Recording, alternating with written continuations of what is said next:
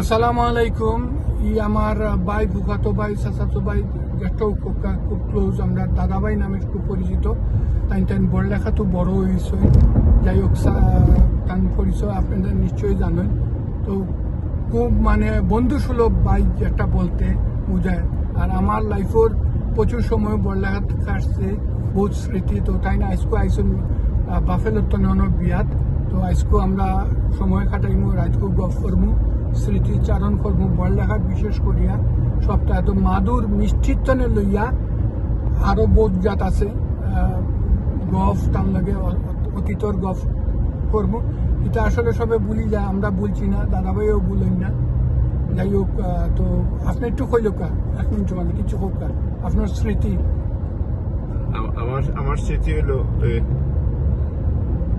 কামরান, আমার মামা তো ভাই, যখন তার পরীক্ষা শেষ হইতো, তখন ধরো ডিসেম্বর পরীক্ষা শেষ হওয়ার পরেই বলতো, দাদা ভাই আমার তো পরীক্ষা শেষ, আমরা তো চলো খাই বললে চলো আব্বার এতটুকু ভালো।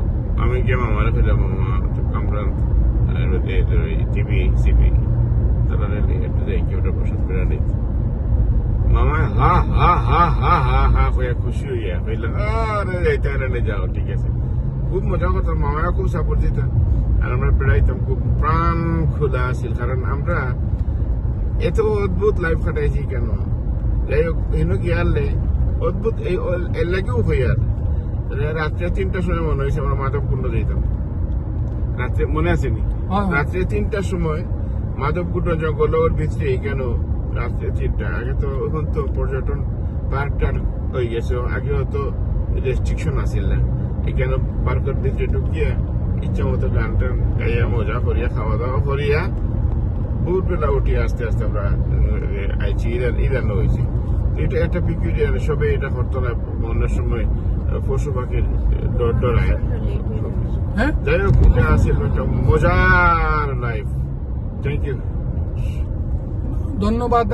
আরো তো বহুতটা রয়েছে, দরকার ঠিকও আপনি লইয়া যাইতা, কিন্তু 3 দিনের কথা হওয়ার পরে ফুফি যা